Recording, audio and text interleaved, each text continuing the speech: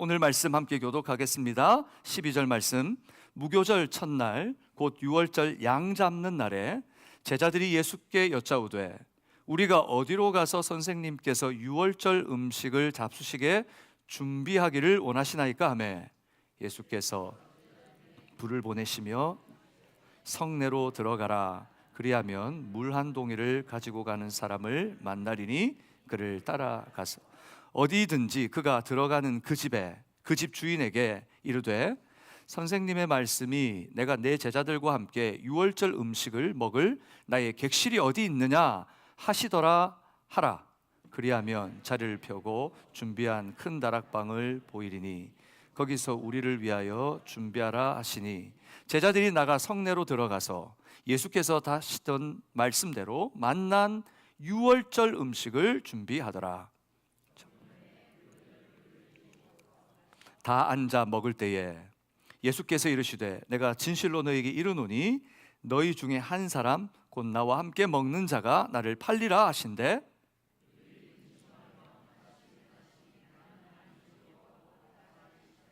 그들에게 이르시되 12 중에 하나인 곧 나와 함께 그릇에 손을 넣는 자니라.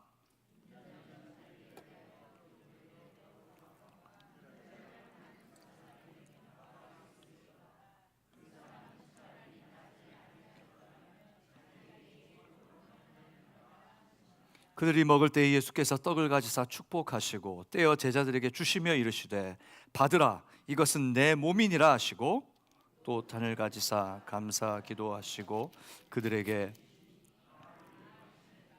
이르시되 이것은 많은 사람을 위하여 흘리는 나의 피 곧 언약의 피니라.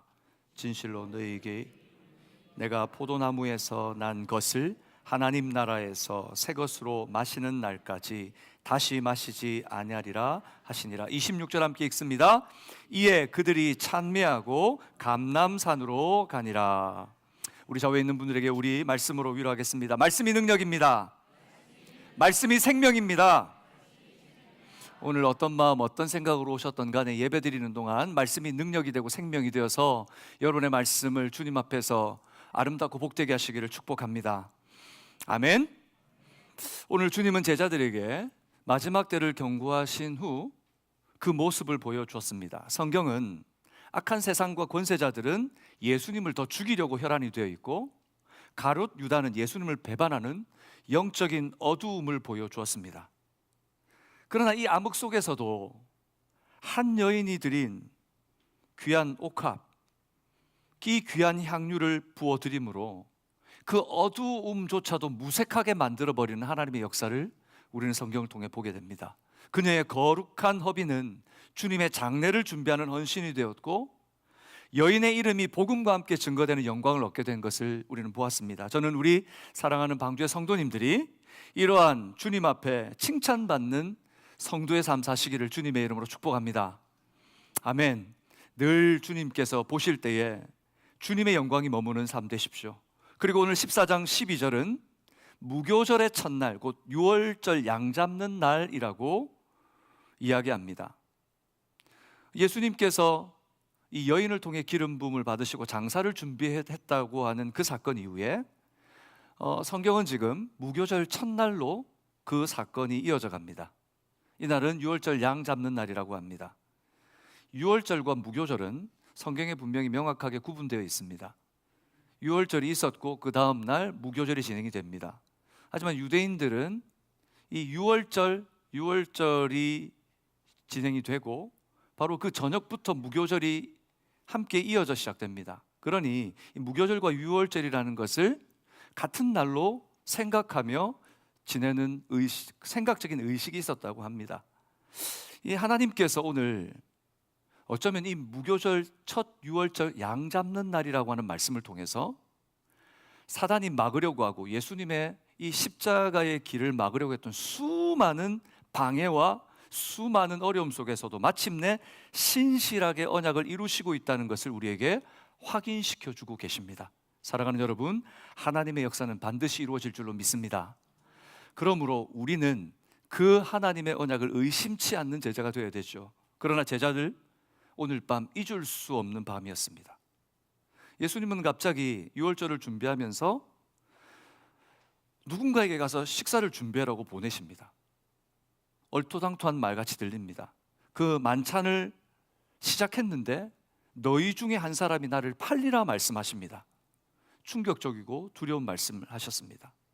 그리고는 유월절 어린 양으로 죽임당하실 것을 가리키며 이제 유월절 절기가 아니라 예수님의 살을 먹고 피를 마시며 십자가와 부활을 기억하라 제자들에게 가르치십니다. 제자들은 소화하지 못하는 음식을 잔뜩 먹었는데 속이 부담스러운 그런 배가 부른 사람처럼 예수님께서 많은 말씀과 많은 가르침을 주셨는데도 불구하고 이해하지 못하고 있습니다. 우리도 그렇지 않습니까? 신앙생활을 시작했습니다. 성경을 많이 알고 싶고 신앙생활도 열심히 하고 싶고, 그런데 내가 듣고 보는 것들이 다 소화가 되지 않습니다. 그래서 어떨 때 부딪혀 오기도 합니다. 그러나 여러분, 그럼에도 불구하고 분명한 것은 하나님의 이 구속 사역에서 이렇게 부딪히고 내게 다 소화되지 못할 말씀임에도 불구하고 이 말씀에 순종할 때 이 구속의 역사 속에서 어떤 이는 순종했기 때문에 귀하게 쓰임을 받고, 어떤 이는 주님께 등을 돌림으로 잘못된 선택을 하는 것을 보게 됩니다. 저는 우리 방주의 가족들이 예행 없이 단 한 번 사는 인생, 후회 없는 길을 찾는 여러분 되시기를 주님의 이름으로 축복합니다. 참 삶이 후회스럽다, 내가 왜 이렇게 살아왔는지 모르겠다, 이런 말이 아니라 참 감사하다, 참 하나님의 은혜였다, 이런 고백이 우리의 입술을 통해 나오기를 소망합니다. 아멘. 그래서 오늘 저는 후회 없는 길을 가라라는 제목으로 이 말씀을 나누려고 합니다. 예수님과 함께 오늘 유월절을 지나는 여러 사람의 모습 속에 정말 후회 없는 길을 간다는 것은 어떤 의미인지, 오늘 그 의미를 담고 있는 오늘 교훈들을 말씀을 통해서 함께 나누겠습니다. 첫 번째는 말씀 그대로 따르는 순종의 삶입니다. 후회 없는 삶이란 말씀 그대로 따르는 순종의 삶입니다. 저를 따라서 해볼까요? 말씀 그대로. 다시 한번, 말씀 그대로 따르는 순종의 삶입니다. 우리가 순종의 삶, 순종의 삶이라고 하는 것은 많이 듣습니다. 그리고 우리도 많이 이야기합니다. 그러나 바로 앞에 있는 서술어 말씀 그대로라고 하는 것을 우리에게 적용시켜 보면 이것이 우리의 마음에 참 짐스럽기도 하고 부담이 되기도 합니다. 하지만 후회 없는 길은 말씀 그대로 순종하는 삶입니다. 출애굽기 23장 14절에서 19절을 보면 이 하나님께서 이스라엘 백성들을 애굽에서 건져내시고 하나님의 법과 식을 주시면서 하나님의 백성, 이 특별히 남자들, 그들이 지켜야 할 세 가지 절기를 소개시킵니다. 그 절기는 바로 이 세 가지입니다. 첫 번째는 무교절이고, 두 번째는 맥추절, 세 번째는 수장절입니다. 무교절, 유월절이 함께 있지요. 무교절이 무엇입니까? 출애굽 받은 날, 바로 새날을 시작한, 우리 한국 같으면 바로 설날입니다. 설날. 이 첫날, 유대인들의 바로 이 시작의 첫날이 되게 하신 날이 바로 유월절 사건을 통해 주신 무교절을 통해 지키게 하셨습니다. 그로부터 49일이 지난 다음 날, 바로 그 날을 맥추절로 지킵니다. 그래서 77절이라고도 하고 오순절이라고도 합니다. 열흘 순이라고 해서 50일째 되는, 다섯 번째 10일째 되는 바로 이 날을 맥추절로 지킵니다. 이 맥추절은 첫 곡식을 추수하는 감사의 날이기도 합니다. 그리고 세 번째가 바로 수장절입니다. 마지막 추수해서 이것들을 저장하면서 하나님께 감사하는 날이죠. 장막절, 그리고 초막을 짓고 하나님 앞에 그것들 거둬드리면서 감사합니다. 이 세 가지 무교절, 맥추절, 수장절은 이스라엘 남자라면 누구나 지켜야 될 중요한 절기입니다. 그런데 이 유대인 형제들에게 어떤 이 절기 때마다 관례가 있었냐면, 이 절기를 지키기 위해서 남자들은 다 예루살렘 하나님께 예배를 드리기 위해서 와야 되는데, 그때 방이나 장소, 먹을 것들을 제공하는 것이 바로 유대인의 관례였습니다. 문제는 거주하는 사람은 5만 명 정도인데 방문하는 사람은 그의 5배나 된다는 겁니다. 그래서 예루살렘 말고 베단이라든지 곳곳에 사람들이 거주하게 되죠. 마치 여러분 서울에 거주하는 사람들이 있는데 주변에 있는 위성도시 모든 다른 지역에 있는 사람들이 다 서울로 들어가면 어떻게 됩니까? 위성도시같이 꽉꽉 채우다 뭐 모자랄 겁니다. 그런 모습이 예루살렘에 지금 보이는 겁니다. 그래서 제자들은 염려가 되는 거죠. 어디 가서 방을 잡아야 되는데 어디 가서 잡아야 되지? 지금 이렇게 올라와서. 그래서 예수님께 묻습니다. 마가복음 14장 12절 우리 같이 읽겠습니다. 무교절 첫날 곧 유월절 양 잡는 날에 제자들이 예수께 여짜오되 우리가 어디로 가서 선생님께서 유월절 음식을 잡수시게 준비하기를 원하시나이까? 제자들이 어디로 가야 될지 몰랐습니다. 방향을 좀처럼 잡지 못하고 있습니다. 마치 우리 인생과 같죠. 예수님 믿고 예수님과 함께 있는데, 예수 믿고 있는데 내 인생 어디로 가야 될지, 주님과 어디로 가야 될지 종잡을 수 없을 때가 많죠. 여러분, 그때는 어떻게 해야 됩니까? 주님께 묻는 겁니다. 주님의 말씀을 듣는 겁니다. 그것이 가장 빠른 길이요 후회 없는 삶이 될 줄로 믿습니다. 제자들은 예수님께 물었습니다. 그때 예수님께 제자 둘을 부르시고 이렇게 말합니다. 아주 이상한 심부름을 시키십니다. 여러분 보시면 12절 이후에 보면 예수님께서 말합니다. 지금 예루살렘 성으로 들어가라. 성으로 들어가면 물동이 쥐고 가는 사람이 있을 거다. 성으로 들어가서 물동이 쥐고 있는 사람을 찾으래요. 서울에서 김서방 찾기죠. 가가지고 누가 물동에 누구를 따라가란 말입니까? 아마 마음속에 어떤 마음이 들었을까요? 근데 이럽니다. 그 사람이 들어가는 집주인에게, 그 사람이 들어가면 같이 따라 들어가서는 그 집주인에게 이렇게 말해라. 우리 선생님이 제자들과 함께 음식을 먹으려고 하는데 방을 준비해 주시오. 여러분, 이 말이 어떻게 들립니까? 그러면 어떻게 한다는, 큰 다락방을 준비해 줄 거라는 겁니다. 아니, 지금 사람들이 꽉꽉 들어차가지고 어디도 들어갈지 모르는데 그것도 작은 방, 쪽방도 아니고 큰 방을 준비해 줄 거래요.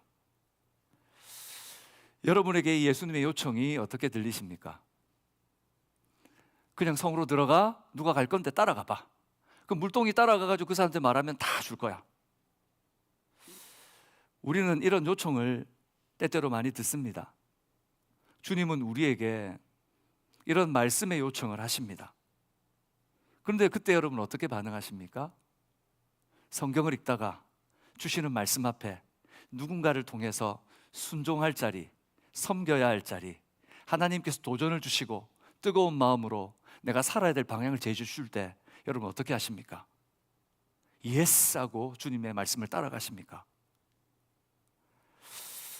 제가 이 말씀을 이렇게 묵상하면서 저는 이렇게 대답하지 않았을까? 그런데요, 사실은 알겠는데 그런데요, 제 생각에는요, 주님, 제 생각에는요, 아니 정확히 말씀해 주세요. 아니 그게 가능한가요?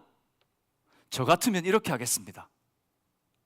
아마 반문하지 않았을까 생각해 봤습니다. 이것은 우리가 때때로 주님의 말씀을 만날 때 하는 대답들입니다.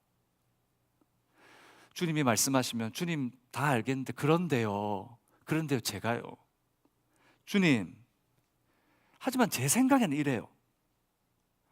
잘 안 들려, 정확히 말씀해 주세요.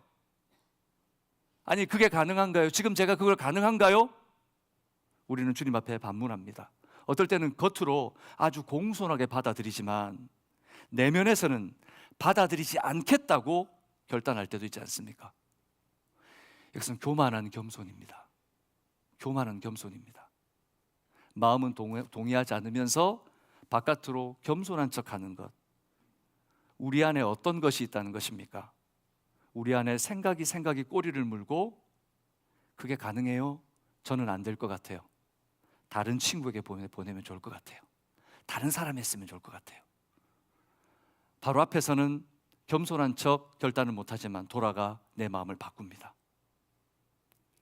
오늘 우리는 제자들의 모습을 보면서 우리 같았으면, 우리가 그 자리에 있었다면 어떻게 했을까 한번 우리가 그 장소로 돌아가 봤으면 좋겠습니다. 그리고 오늘 아니면 이번 주 여러분들 여러분의 삶에 찾아가서 분명히 말씀했을 겁니다. 주님은 이렇게 해주겠니? 이렇게 아이에게, 남편에게, 아내에게, 일터에서 만나는 사람에게 이렇게 말해주겠니? 이렇게 응답해주겠니? 이렇게 기도해주겠니? 여러분은 그때 어떻게 반응하십니까? 그런데 오늘 제자들을 보면 평소의 제자들과 다른 놀라운 모습을 보게 됩니다. 오늘 볼까요? 마가복음 14장 16절 시작, 같이 읽겠습니다. 제자들이 나가 성내로 들어가서 예수님께서 하시던 말씀 그대로 만난 유월절 음식을 준비하니라. 예수님께서 말씀하시던 그대로, 제자들이 예수님 말씀하신 그대로 말했다는 거예요. 마태복음 26장 19절에 보면 더 자세히 기록해서 직설적으로 설명해 놓습니다. 같이 읽어볼까요? 제자들이 예수께서 시키신 대로 하여 유월절을 준비하였더라. 예수님 말씀하시던 대로, 예수님 시키신 대로 자신들의 생각 말하지 않고 염려를 보태지 않고 말씀 그대로 순종했습니다. 여러분, 정말 후회 없는 삶이 뭔지 아십니까? 정말 후회 없는 삶. 지금 나는 후회 없는 삶을 살고 있습니다. 아니죠. 아직 우리 인생에, 여러분, 클라이막스, 우리 인생에 1막, 2막, 3막 아직 다 끝나지 않았습니다.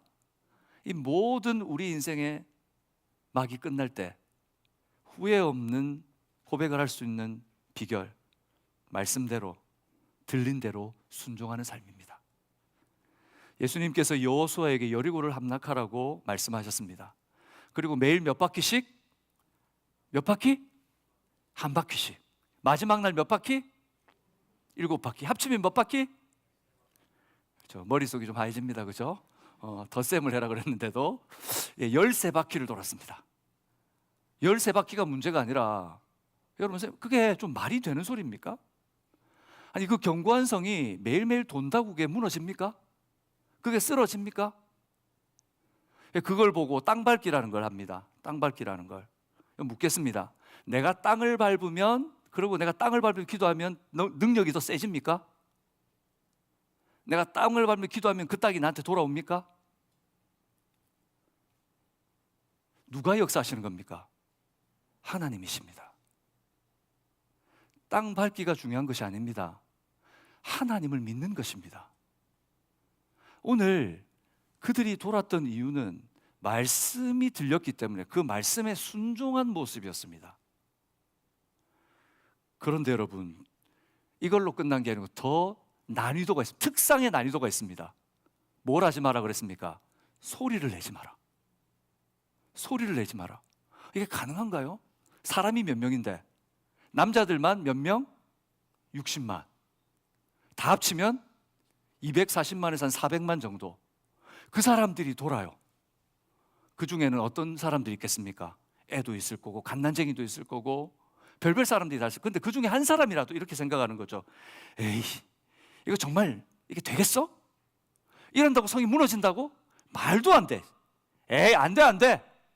그리고 만약에 누구라도 한 사람이 더 소리를 냈다, 그러면 여리고의 기적은 우리 눈앞에 없었을 겁니다. 근데 어떤 일이 벌어졌습니까? 말씀대로 순종했더니 여리고성이 무너졌습니다. 하나님의 일은 반드시 일어나는 줄로 믿습니다. 하나님의 말씀은 반드시 이루어질 줄로 믿습니다. 그런데 어떤 일이 또 일어났습니까? 이 말씀대로 다 순종해서 분명히 하나님 역사를 보여주셨는데도 불구하고 그 옆에 있는 작은 성을 취하라고 합니다. 그 성의 이름이 뭡니까? 아이성. 말 그대로 아이처럼 작은 성이었습니다. 영어로도 AI, 아주 작은 성입니다. 근데 그 성에서 어떤 일이 벌어졌습니까? 졌습니다. 통곡이 일어나고 그 칼에 죽은 자기 이스라엘의 동족들 때문에 온 무리가 장례식이 되었습니다. 왜 그랬습니까? 그 아이성이 그들에게 그런 위협이 되었던 이유가 뭡니까? 단 하나 이유입니다. 말씀을 듣지 않았기 때문입니다. 사실 그 사건에는 단 한 사람, 아간이라고 하는 단 한 사람의 범죄였습니다. 단 한 사람. 이스라엘 모두가 범죄한 것이 아닙니다. 그런데 하나님께서는 그들 모두가 하나님의 말씀을 듣지 않았다고 말씀하십니다. 여호수아 7장 11절 말씀입니다. 여호수아 7장 11절 말씀 우리 같이 읽겠습니다. 시작. 이스라엘이 범죄하여 내가 그들에게 명령한 나의 언약을 어겼으며 또한 그들이 온전히 바친 물건을 가져가고 도둑질하며 속이고 그것을 그들의 물건들 가운데 두었느니라. 이스라엘이 범죄하여, 아간이 범죄가 아니라 이스라엘이 범죄하여. 우리는 때때로 그렇게 생각합니다. 나 하나쯤 어때? 나 하나쯤 섬기지 않는다고? 여러분, 하나님께서는 이스라엘을 공동체로 부르셨습니다. 우리도 교회로 모여 있는 줄로 믿습니다. 우리는 교회입니다. 교회란 머리 대신 예수 그리스도 안에 우리 모두가 지체로 모여 있는 자들입니다. 그러기에 한 지체라도 상하면 모든 지체들이 병드는 겁니다. 근데 우리 이러죠. 나 하나쯤 어때? 이렇게 함께 모이고 함께 기도하는데 예배하는 나 하나쯤 안 간다고 해서 누가 알겠어? 누가 생각하겠어? 무슨 일이 일어나겠어? 모든 사람들이 마음을 모두어 집중하고 있을 때 뭐 나 하나쯤이야? 여러분, 성경적 관점으로 내가 그리스도인이라면 나 하나쯤이야가 아니라 오늘 이 사건에서 보지 않습니까? 나 하나 때문에로 바뀌어야 합니다. 나 하나 때문에 그런 일이 일어날 수 있다는 것을 기억하셔야 합니다. 나 한 사람이 바로 서 있는 것, 나 한 사람이 주님을 사모하고 말씀대로 순종하는 것은 공동체를 살리는 일인 줄로 믿습니다. 여러분, 계란이 섞인 계란을 예쁘게 깠습니다. 계란을 막 섞어놨습니다. 그게 썩은 계란 하나는 있어요. 섞여 있어요.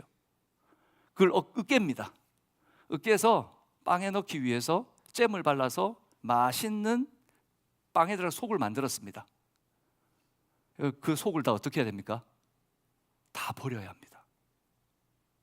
우리 하나하나는 몸된 교회로 하나님께서 하나하나 엮어주시고 묶어주셔서 공동체가 된 것입니다. 그러니 나 하나쯤이야가 아니라 우리 한 사람 한 사람이 말씀에 서 있어야 되는 줄로 믿습니다. 그리고 내 형제가, 내 좌우의 형제가, 지금 보십시오, 좌우의 형제가 말씀 바깥에 있거나 말씀에 힘들어하거나 말씀을 붙들고 있지 못하다면 내가 그를 살려내야 되는 책임 있는 사람이라는 것을 잊지 마시기 바랍니다. 모세가 위대한 하나님의 사람인 이유가 어디 있습니까? 모세가 왜 위대한 사람입니까? 그가 하나님의 말씀대로 전하고 말씀대로 살았기 때문입니다. 여러분, 모세오경을 읽어보십시오. 모세는 하나님이 말씀하시면 말씀하신 그대로를 백성에게 전합니다. 토시 하나 바꾸지 않고 성경을 읽다 보면 했던 말 또 하고 했던 말 또 하고 이런 보실 거예요. 모세는 말씀하신 그대로 살았습니다. 이 모세는 하나님께서 얼마나 귀하게 여긴 하나님의 종이었는지 모릅니다. 다윗은 어떻게 영광스러운 삶을 살았습니까? 왜 다윗이 그렇게 영광스럽습니까? 다윗이 어떻습니까? 바세바를 취하기 위하여 우리아를 계획범죄로 죽이지 않았습니까? 강간범이지 않습니까? 그런데도 하나님께서 영광스럽다 하십니다. 왜 그렇습니까? 하나님의 말씀에 순종했기 때문입니다. 자신의 잘못을 잘못이라 말씀하실 때 인정하고 순종하고 말씀대로 따랐기 때문입니다. 사랑하는 여러분, 후회 없는 인생이란 그래서 말씀대로 순종하는 삶을 산 자들의 마지막 고백입니다. 저는 지금 후회가 없는데요, 아무도 자랑할 수 없습니다. 내일 어떤 일이 일어날지, 그리고 내 주변에 어떤 일이 내 속에, 그건 남의 일이고 저는 한 번도 그런 일을 당한 적이 없는데요, 여러분, 누구도 자랑할 수 없습니다. 인생의 마지막에 후회 없다 말할 수 있는 사람, 그는 말씀대로 순종한 자들입니다. 오늘 제자들이 예수님의 말씀에 순종했을 때 어떤 결과가 있었습니까? 이 12절에서 16절에 보면 준비라고 하는 단어가 3번이나 나옵니다. 제자들은 그렇게 생각했을 거예요. 말도 안 되는 일이야, 어떻게 저런 일이 있어. 마음으로는 생각했지만 한마디 대꾸 없이 순종은 했습니다. 그러나 그 순종하면서 얼마나 불안했을까요? 하지만 사실은 예수님이 다 준비해 놓으셨습니다. 다 준비해 놓고 니네는 가서 확인하고 그것이 얼마나 복된 일인지 너희가 누리면 돼. 그것을 말씀하고 있는 겁니다. 마가복음 14장 16절 같이 다시 한번 읽어볼까요? 제자들이 나가 성내로 예수께서 하시던 말씀 그대로 만나, 누굴 만났다는 겁니까? 그 집주인을 만나 무엇을? 유월절 음식을 준비하니라. 사랑하는 여러분, 우리 주님은 이미 우리를 위해 다 준비해 두셨습니다. 믿지 못하고 붙들지 못하고 순종하지 못하기 때문이지, 주님은 우리에게 가장 좋은 것을 늘 주십니다. 의심하지 말고 후회 없는 길을 걸어가라 하십니다. 그것은 말씀 그대로 순종하는 삶입니다. 할렐루야. 여러분들 그런 삶 사시기 바랍니다. 두 번째, 무엇이 후회 없는 삶인가? 우리 같이 한번 읽어볼까요? 시작. 흔들릴지라도 주님 안에 거하는 삶입니다. 이제 해가 저물었습니다. 이제 본격적으로 유월절 절기가 시작된 겁니다. 보통 만찬은 저녁에 시작해서 한밤중까지 이어졌다고 합니다. 보통 유월절에는 어린 양고기 그리고 평소에는 잘 나오지 않는 좋은 포도주가 준비됐습니다. 유월절 조금 전에 말씀드렸지만 한국으로 따지면 어떤 날? 설날입니다. 저는 어렸을 때 설날이 기억납니다.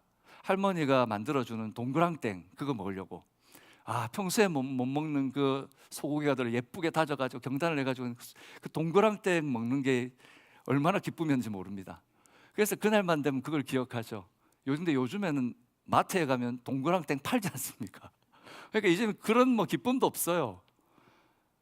근데 이스라엘 백성들에게 이 유월절은 그런 날이었습니다. 양고기를 잡고 6가지 음식으로, 물론 무교병입니다. 누룩이 들어가지 않았습니다. 딱딱한 빵입니다.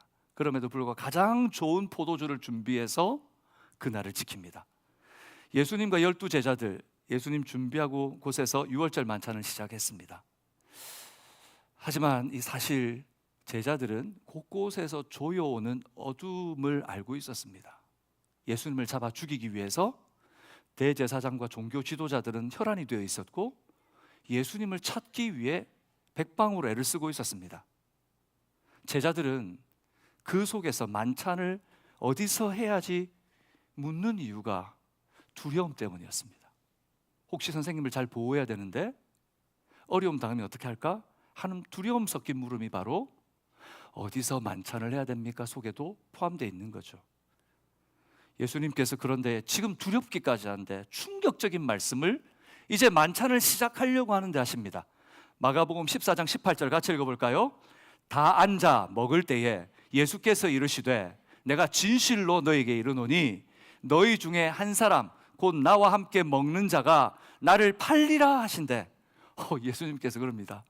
이제 그런 조마조마한 마음으로 제자들이 방을 준비하고 음식을 준비하고 이제 먹으려고 하는데 예수님이 말합니다. 진짜로 내가 얘기하는데 너희 중 한 사람이 나를 팔 거다.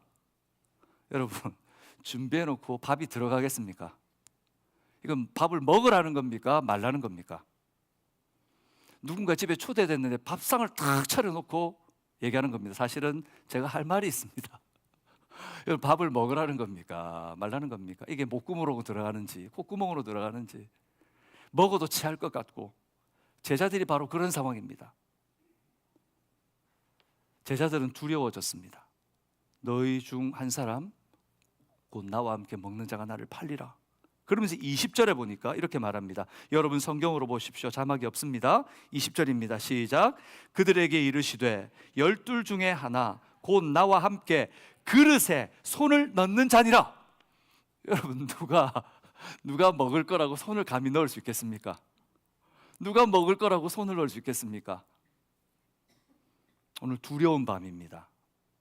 두려운 밤입니다. 그들의 눈으로 예수님이 하신 일들을 목격했습니다. 제자들은 예수님이 어떤 분인지 알았습니다.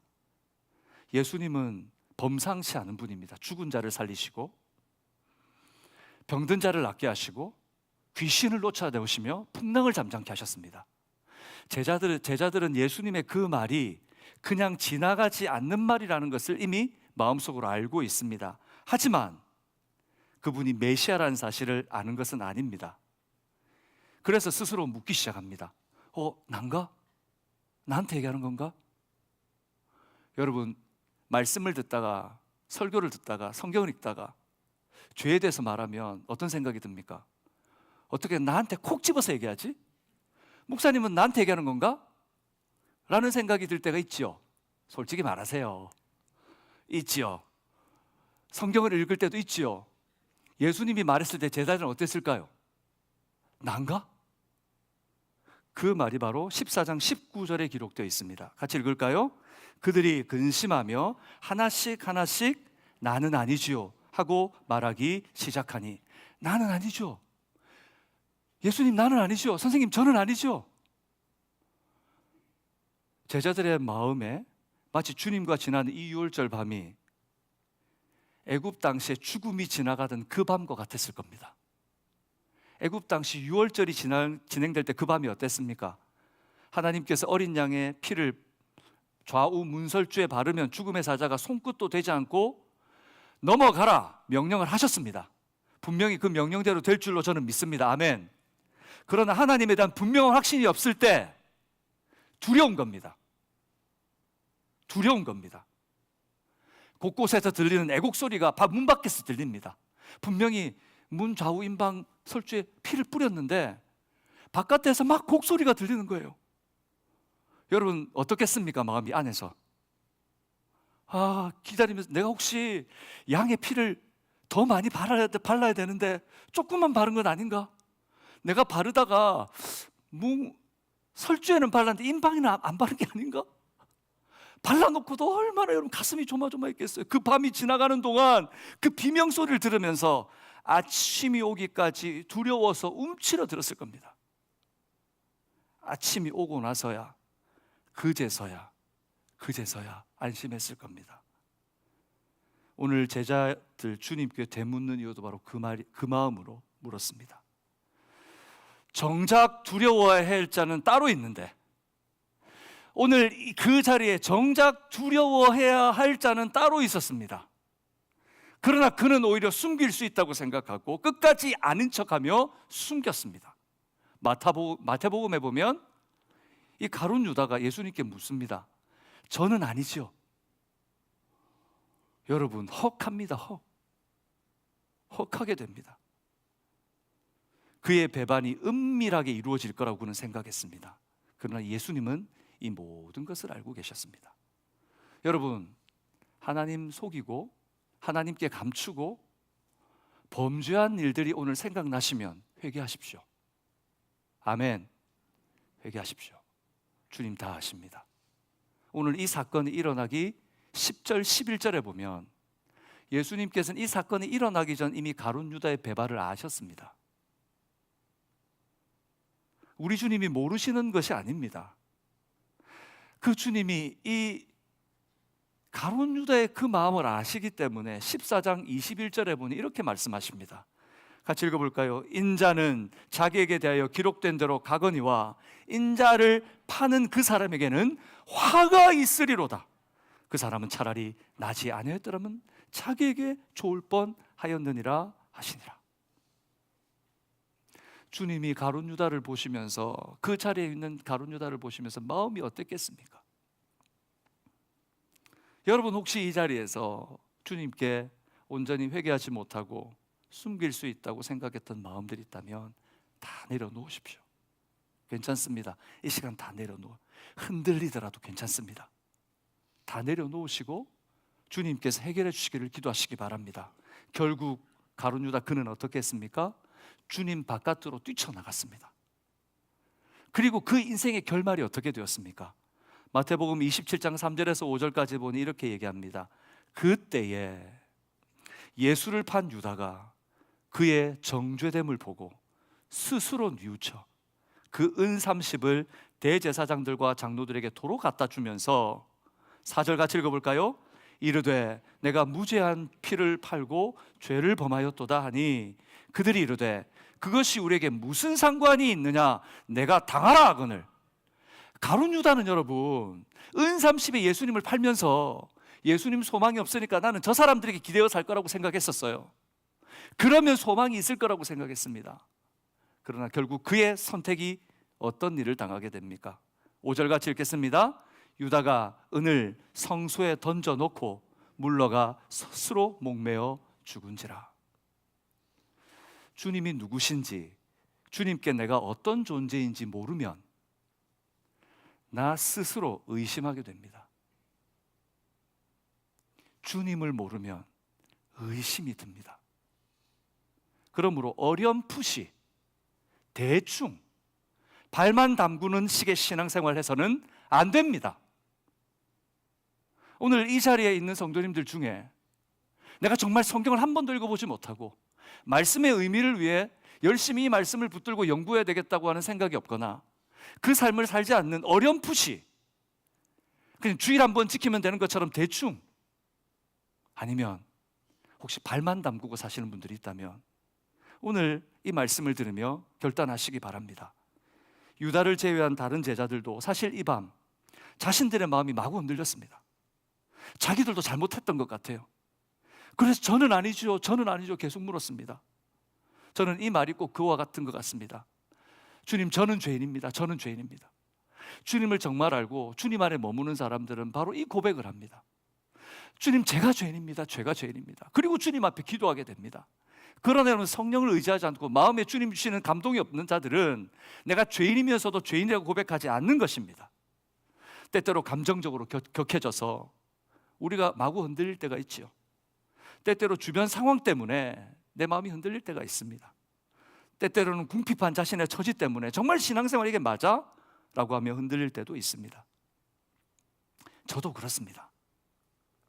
여러분 어떠십니까? 흔들리고 계시지 않습니까? 이번 한 주 어떠셨습니까? 그러나 제자들 흔들렸지만 끝까지 약속을 붙잡고 주님 안에 머물렀습니다. 사도행전에 말씀을 붙들고 기도했던 제자들의 모습이 나타납니다.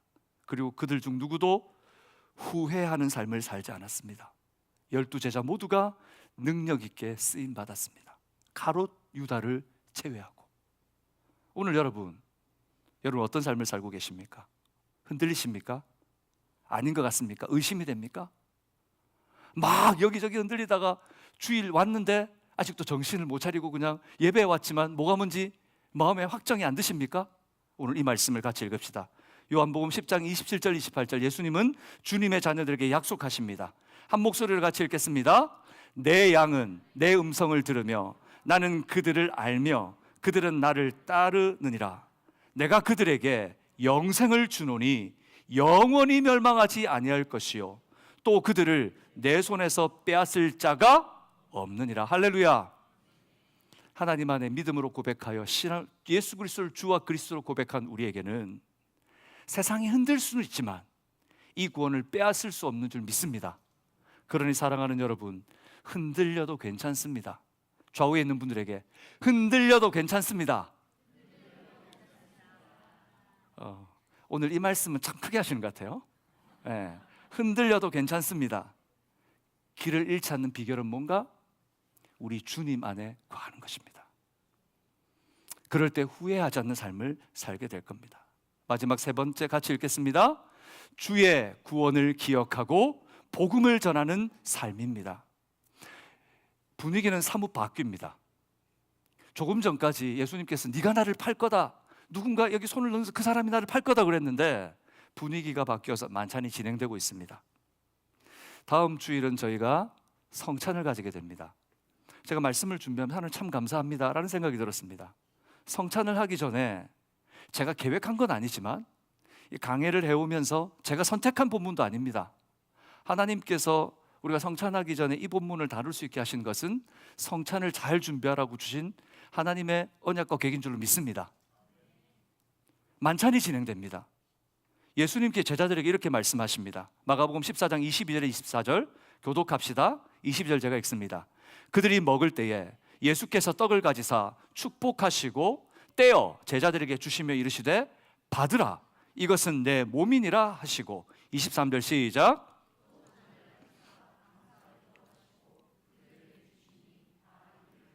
(24절) 함께 읽겠습니다. 이르시되 이것은 많은 사람을 위하여 흘리는 나의 피 곧 언약의 피니라. 예수님께서 왜 갑자기 만찬 도중에 피와 떡을 가르치시면서 이렇게 얘기했을까요? 우리는 이미 예수님을 믿고 신앙생활을 하니까 성찬에 이 떡과 포도주 그리고 피와 떡이 생명의 떡이라는 것을 우리는 다 몸이라는 것을 다 이해하고 있습니다. 그래서 들으면서 아마 의심하지 않고 성찬에 참여했을 겁니다. 근데 왜 왜 예수님께서는 포도주와 이 떡을 가지고 내 몸이다 내 피다 말씀하셨을까요? 그리고 만찬 도중에 언제쯤? 그래서 이 본문을 읽어 좀 생뚱맞기도 합니다. 그냥 읽고 성찬을 하셨거니 넘어가지만 사건의 흐름상 봤을 때 왜 이렇게 말씀하셨을까? 그래서 우리가 이것을 이해하기 위해서는 유대인들의 유월절이라고 하는 절기, 그들이 지키는 절기를 이해할 필요가 있습니다. 유월절 만찬은 포도주와 함께 6가지 음식을 함께 나누는데 말씀드린 것처럼 유월절을 기억하도록 하는 음식들입니다. 이 포도주를 먹을 때 이 포도주는 각 가정에서 4잔이 준비된다고 합니다. 4잔이 준비되는데 이 4개의 잔에 각각의 의미가 있습니다. 출애굽기 6장 6절에서 7절에 그 하나님의 구속에 대한 의미를 풀어주는 것을 4잔에 담아서 함께 나누는데 그 구속에는 사중적 구속이 있습니다. 보여주시겠어요? 이 4잔 각각 잔마다 이런 것들을 내포하고 있습니다. 첫 번째 같이 읽을까요? 시작. 너희를 빼내며, 두 번째 너희를 건지며, 세 번째 너희를 구속하여, 네 번째 내 백성을 삼고. 그래서 이 가장이 잔을 들고 그 잔을 들어 포도주를 가지고 설명하며 그 속에 있는 의미들을 하나씩 같이 나눕니다. 유월절은 그렇게 각각의 의미를 가지고 한 잔 한 잔 포도주를 마시며 지금 유월절 각 가정에서는 그렇게 진행이 된다고 합니다. 제가 이제 인랜드 교회에 있을 때 실제로 이제 유대인이 오셔가지고 유대인 강사가 오셔가지고 실제로 하는 그 유대인 절기 그리고 잔 그리고 거기 있는 음식들을 먹는 그 시간을 한번 가졌었는데 그걸 같이 참여하면서 우리가 알고 있는 유월절보다 더 구체적이구나. 너무 그 속에 있는 의미를 그 사람들은 유월절 절기를 지키는데 저는 그 절기를 지키면서 정말 그 속에 예수 그리스도의 복음이 있구나 라는 것을 경험한 시간이었어요. 예수님은 지금 오늘 유월절의 의미를 두고 진행되는 바로 그 유월절 절기 속에서 그 말을 하신 겁니다. 근데 핵심이 뭐냐면 바로 포도주와 떡이죠. 포도주는 절대적인 재료입니다. 포도주는 피를 상징합니다. 포도주는 피입니다. 하나님과 이스라엘 백성들의 언약 관계는 무엇으로 약속과 언약이 맺어졌습니까? 바로 피로 맺어진 생명의 약속입니다. 그 피의 일부분은 제단에 뿌려지고 나머지 피는 제물을 드리는 자들에게 뿌려집니다. 그래서 그 피를, 언약을 깨는 자들에게 생명을 드려야 된다는 바로 생명의 언약이 그 언약 속에 포함되어 있는 거죠. 이 언약을 지킬 때 하나님과 하나님의 자녀의 관계가 이어져 가지만 만약에 누군가 그 언약의 관계를 깬다면 그 사람의 생명으로 갚아야 하는 겁니다. 그런데 이스라엘의 역사를 보면 어떻습니까? 우리가 성경을 읽어보면 이스라엘은 이 언약을 해놓고 반복적으로 우상을 섬기고 하나님의 법을 저버리고 언약을 깨어버립니다. 그래서 예레미야 선지자를 통해 하나님께서 이제 내가 새 언약을 세우겠다 말씀하셨습니다. 반역한 너희들이 내게 깬 언약, 그 언약이 아닌 이제 내가 새 언약을 세우겠다. 예레미야 31장 31절에서 32절까지 말씀인데 우리 함께 읽겠습니다. 시작. 여호와의 말씀이니라. 보라, 날이 이르리니 내가 이스라엘 집과 유다 집에 어떤 언약? 새 언약을 맺으리라. 어떤 게 새 언약입니까? 32절 시작. 이 언약은 내가 그들의 조상들의 손을 잡고 애굽 땅에서 인도하여 내던 날에 맺은 것과 같이 아니할 것은 그 언약과 다른 언약. 계속 내가 그들의 남편이 되었어도 그들이 내 언약을 깨트렸음이니라. 여호와의 말씀이니라. 유월절 그들을 꺼내면서 주셨던 그 언약이 아닌 다른 언약, 바로 그 새 언약을 얘기하는 그 배경 위에 예수님께 세 번째 잔을 드시는 겁니다. 세 번째 잔은 구속의 의미가 있다고 했습니다. 주님께서 세 번째 잔을 드시면서 뭐라 그러냐면 예수님의 몸과 피에 대해서 말씀하신 거죠. 이제 몇 시간 후면 예수님께서 지실 십자가는 소망 없는 인생들을 위한 영혼의 만족을 주시는 하늘의 생명, 하늘로부터 주시는 영혼의 양식 떡이 되실 것이며 마가복음 14장 24절에 이렇게 말씀하시죠. 많은 사람들을 위하여 흘리는 나의 피 곧 언약의 피니라. 단절된 하나님과의 관계를 회복하는 새 언약이 완성될 것이다. 누구를 통하여? 나를 통하여. 그것을 바로 제자들에게 말해 주시는 것이죠. 그리고 이 유월절을 마치려면 네 번째 마지막 잔을 들어야 합니다. 근데 예수님께서 이 마지막 잔을 들지 않습니다. 오늘 볼까요? 14장 25절 이렇게 말합니다. 같이 읽어볼까요? 진실로 너희에게 이르노니 내가 포도나무에서 난 것을 하나님 나라에서 새 것으로 마시는 날까지 다시 마시지 아니하리라 하시니라. 그래서 이것을 해석하면서 이제 해석하는 신학자들이 예수님께서 이 마지막 잔을 들지 않고 이 마지막 잔의 의미는 뭔가 내 백성을 삼을 것이다. 이 구속의 언약을 맛본 자들이 내 백성이 될 것이라고 하는 마지막 언약의 잔을 받지 않으시고 하나님 나라에서 새 것을 받을 때까지 내가 마시지 않겠다라고 말씀하셨습니다. 조금 있으면 십자가에서 죽으실 분이 뭐 다시 마지막 잔을 들 수 있겠어요? 그런데 이 말 속에 무엇을 담아놓고 있는 것입니까? 완전한 하나님 나라에서 누릴 부활의 영광을 말씀하고 있는 겁니다. 내가 부활할 것이고 부활한 나의 백성들과 함께 그날 이 영광의 잔을 들 것이다. 사랑하는 여러분, 오늘 예수님의 이 마지막을 들으면서 정말 후회 없는 삶이란 뜬구름 잡는 확실하지 않는 이 세상의 신기루를 붙드는 삶이 아니라 생명 주님이신 예수 그리스도를, 그 구원을 기억하고 복된 소식을 전하는 삶이라는 것을 다시 확인하게 됩니다. 제자들 지금 이 자리에서 예수님의 이 모습을 보면서 이해를 했을까요? 못했을까요? 이해 못했습니다.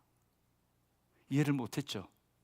그러나 그 제자들이 성령의 기름 부음을 받고 복음을 전할 때 그 복음을 전하는 곳에서 무엇을 지켰습니까? 성찬을 지켰습니다. 그리고 이 성찬을 전수받은, 이 성찬을 예수님의 12제자가 드리는 그것을 통해 전수받은 바울은 이 성찬이 본인도 증거하면서 이렇게 말합니다. 고린도전서 11장 26절입니다. 같이 읽겠습니다. 시작. 너희가 이 떡을 먹으며 이 잔을 마실 때마다 주의 죽으심을 그가 오실 때까지 전하는 것이니라. 바울은 여기 하나를 덧붙입니다. 나의 피니라 나의 몸이니라 이 말 외에 주의 죽으심을 그가 오실 때까지 전하는 것이니라. 바울은 성찬에 참여하면서 이것이 여기서 끝이 아니라 부활하신 주님이 다시 오실 그것을 기대하는 바로 그 소망의 메시지가 담겨 있구나. 그래서 성찬을 전하는 모든 곳에서 주님이 다시 오실 그 부활의 날을 기억하고 전하도록 모든 성도들에게 성찬을 통해 전하는 복음으로 증거했던 겁니다. 사랑하는 여러분, 오늘 이 말씀을 지켰던 모든 주님의 제자들은 후회 없이 살았습니다. 때로는 섬김과 생명의 피로 그들의 복음을 전하는 생명을 드리는 현장이 있었습니다. 그럼에도 그들 모두가 하나님의 은혜를 누리고 살았죠. 그러니 이제 그들처럼 우리도 후회가 남지 않는 삶을 살려면 여러분 선택하셔야 합니다. 이해되지 않고 다 받아들여지지 않고 소화되지도 않고 해석은 되지 않지만 말씀대로 살기로, 주님 안에 거하기로, 복음을 증거하는 삶을 살기로 결단하는 여러분 되시기를 주님의 이름으로 축복합니다. 말씀을 맺겠습니다. 후회 없는 길을 가라 라는 제목으로 오늘 말씀을 나눴습니다. 인생을 살아가면서 단 한 번 예행 연습 없는 삶을 삽니다. 누구도 두 번 사는 사람은 없습니다. 후회 없는 삶을 살려면 어떻게 해야 될까요? 그것은 첫 번째, 말씀 그대로 따르는 순종의 삶입니다. 여러분, 순종은 누구나 합니다. 하지만 말씀 그대로 순종하는 자들은 귀합니다. 하지만 그 속에서 마구 흔들립니다. 정말 이렇게 사는 게 맞는 걸까? 이렇게 살아도 내가 무너지지 않을까?